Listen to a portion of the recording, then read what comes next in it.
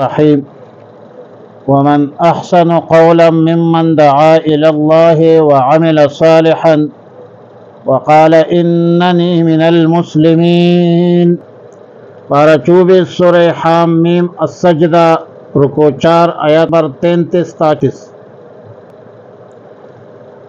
اس آیتوں میں مومنین کاملین کی دوسری صفت یا مومنین کاملین کے دوسرے احوال کا یا دوسرے حصے کے احوال کا بیان ہے کہ مومنین کاملین نہ صرف اپنے ایمان و اعمال پر اکتفا کرتے ہیں، قناعت کرتے ہیں، بلکہ دوسروں کو بھی ایمان کامل اور اعمال صالحہ کی تلقین کرتے ہیں، ترغیب دیتے ہیں، تبلیغ کرتے ہیں، جدوجہد کرتے ہیں۔ اور فرمایا کہ وَمَنْ أَحْسَنُ قَوْلًا مِّمَّنْ دَعَا إِلَى اللَّهِ، اس سے اچھا قول کس کا ہو سکتا ہے جو لوگوں کو اللہ کی طرف بلائے۔ لہذا انسان کے کلام میں سب سے افضل، سب سے اشرف، سب سے احسن کلام وہ ہے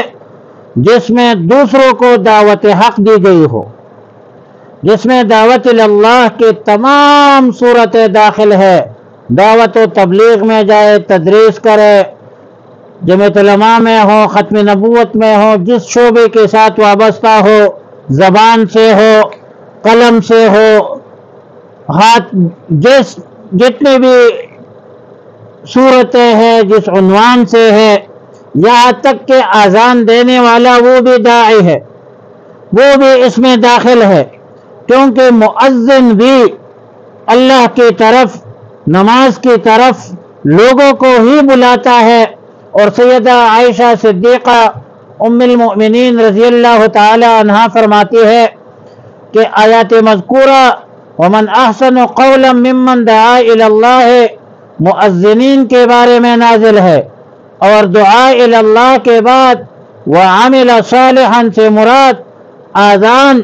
اور اقامت کے مابین 2 رکعت نماز پڑھنا مراد ہے۔ ایک اور حدیث میں ہے کہ رسول اللہ صلی اللہ علیہ وسلم نے فرمایا کہ اذان اور اقامت کے درمیان جو دعا کی جاتی ہے وہ رد نہیں ہوتی۔ رواہ ابو داود والترمذی عن انس بن مالک رضی اللہ تعالی عنہ کذا فی تفسیر مظہری۔ اذان اور جواب اذان کے فضائل، برکات بہت سارے احادیث سے ثابت ہے، احادیث صحیحہ سے ثابت ہے، بشرطے کہ اخلاص کے ساتھ ہو اور اس پر اجرت، معاوضہ، ریا، دکھلاوا پیش نظر نہ ہو۔ تفسیر مظہری میں اس کے بہت زیادہ فضائل کے حوالے سے روایات موجود ہے۔ اور پھر فرمایا وَلَا تَسْتَوِي الْحَسَنَةُ وَلَا السَّيِّئَةُ، یہاں سے دعوت اللہ کی خدمت انجام دینے والوں کو خاص ہدایت کی گئی ہے کہ جس کا حاصل یہ ہے کہ وہ برائی کا بدلہ برائی سے نہ دے، بلکہ صبر سے، احسان سے،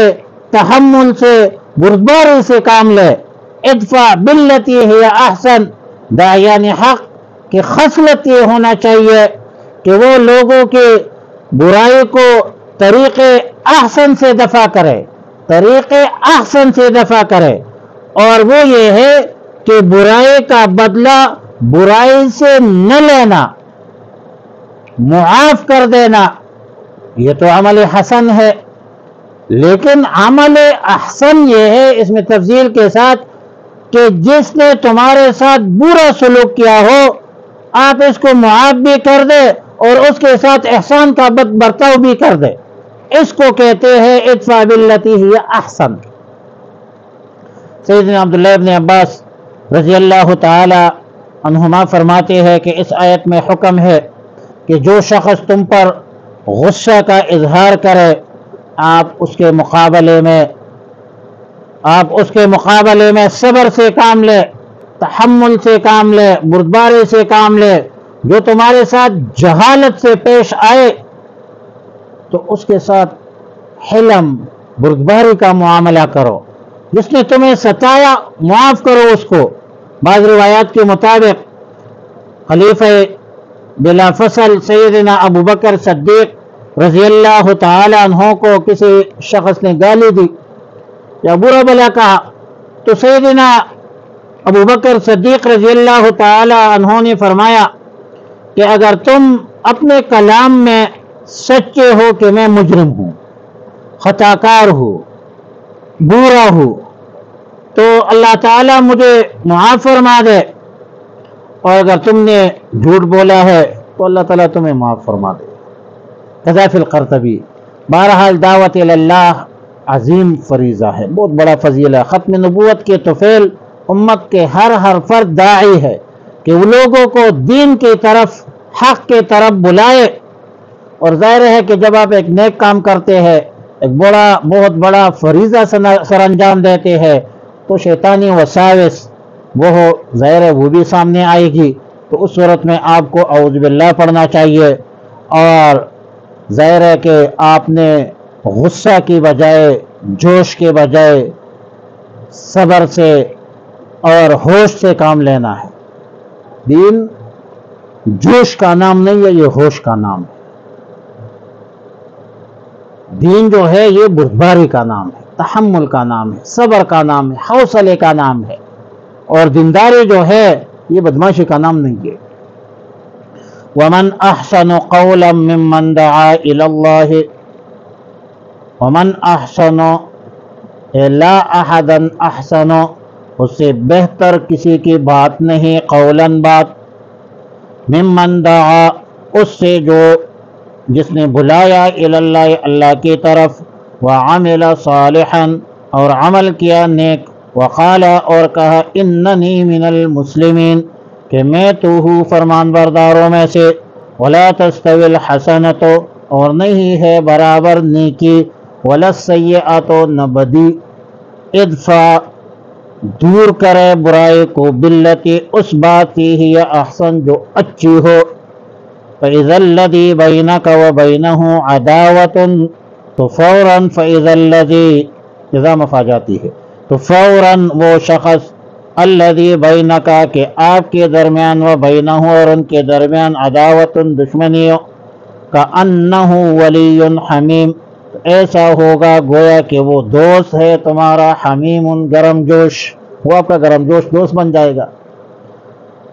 وما يلقاها، اور نہیں دی جاتی یہ بات، الا الذین، مگر ان لوگوں کو، صبروا، جو صابر ہوتے ہیں،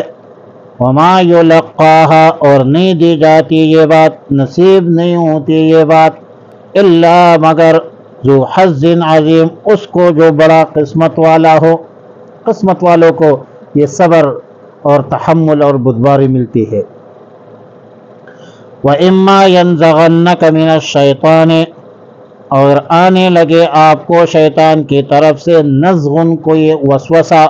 فاستعذ، تو پناہ مانگ لیجئے، باللہ، اللہ کی، انہ، بے شک وہی، هو السمیع العلیم، سننے والا ہے، جاننے والا ہے۔ وصلی اللہ تعالی علی خیر خلقہ محمد۔